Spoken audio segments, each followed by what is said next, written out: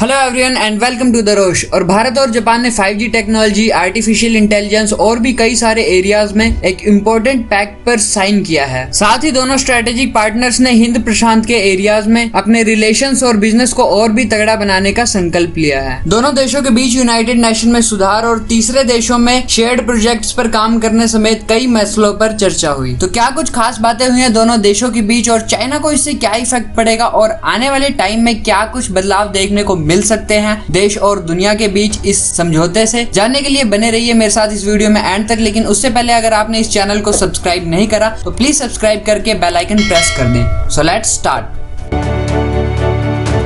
Indian foreign minister Jaishankar और Japan के foreign minister Toshimitsu Motegi के बीच 8 अक्टूबर को टोक्यो में एक बैठक हुई। इसके बाद ये अनाउंस किया गया कि इंडो पैसिफिक ओशियन इनिशिएटिव के कॉन्टेक्ट में जापान मेन पार्टनर बनने के लिए राजी हो गया। फॉरेन मिनिस्ट्री ने कहा डिजिटल टेक्नोलॉजी की बढ़ती भूमिका को मान्यता देते हुए दोनों मंत्रियों ने मजबूत साइबर सिस्टम की जरूरत का जिक्र किया और इस रेफरेंस में साइबर सिक्योरिटी समझौते को फाइनल कट देने का स्वागत किया। मिनिस्ट्री ने कहा यह पैक्ट कई researches, development, safety, 5G, internet of things, AI समेत कई जरूरी चीजों को बढ़ावा देता है। कई कंट्रीज ये नहीं चाहती कि उनके यहाँ पर Chinese telecommunication company Huawei 5G services provide करे, क्योंकि अभी कुछ कंट्रीज का चाइना को लेकर काफी गुस्सा है, क्योंकि वो लोग कोविड-19 जो कि हिस्टोरिकल सबसे बड़ी पैंडेमिक रही है उसका दोषी चाइना को ही समझते हैं। ऐसे में भारत और जापान के बीच 5G टेक्नोलॉजी पर हेल्प काफी मायने रखती है, क्योंकि इंडिया के पास एक लार्ज लैंड है और चीप लेबर है, तो फिर यहाँ पर वर्क काफी आसानी से हो सकता है और 5G इजीली लॉन्च हो सकता है। अमेरिका सेफ्टी रीजंस को लेकर चाइनीज कंपनीज को बैन कर चुका है और वो कई और कंट्रीज पर भी उनको बैन करने का दबाव बना रहा है। एक्चुअली 5G नेक्स्ट जनरेशन की सेलुलर टेक्नोलॉजी है जिसमें डेटा डाउनलोड की स्पीड मौजूदा 4G LTE नेटवर्क से 10 से लेकर 100 गुना तक तेज हो सकती है और इस चीज की पूरे वर्ल्ड में रिक्वायरमेंट है, क्योंकि अब सभी काम इंटरनेट से ऑनलाइन ही हुआ करेंगे। नॉर्मल जैसे डोर लॉक अनलॉक करना, फैन ऑन करना, लाइट्स ऑन करना और भी बहुत सी चीजों को इंटरनेट के थ्रू कनेक्ट कर दिया जाएगा, टेक्नोलॉजी के थ्रू कनेक्ट कर दिया जाएगा। ऐसे में 5G एक अपनी अहम भूमिका निभाता है। मिनिस्ट्री ने बताया कि जयशंकर और जापानीज फॉरेन मिनिस्टर के बीच ओशियन सेफ्टी, बिजनेस और investment, manufacturing, business and infrastructure और यूनाइटेड नेशन में सुधारों समेत कई मुद्दों पर बातें हुई। फॉरेन मिनिस्टर ने एक और ट्वीट में कहा कि दोनों नेताओं ने manufacturing, skill development, basic infrastructure, artificial intelligence और हेल्थ के सेक्टर में हेल्प बढ़ाने में कई बातें करी। उन्होंने कहा कि भारत और जापान के बीच स्पेशल पार्टनरशिप कोविड-19 से उबरने के बाद भारी बदलाव ला सकती है। ये फॉरेन मिनिस्टर्स की मीटिंग क्वाड के अंडर हुई थी। क्वाड के अंडर 4 कंट्रीज आती हैं जिसमें अमेरिका, इंडिया, ऑस्ट्रेलिया और जापान शामिल है। फॉरेन मिनिस्टर जयशंकर ने कहा हमने तीसरे देश में अपने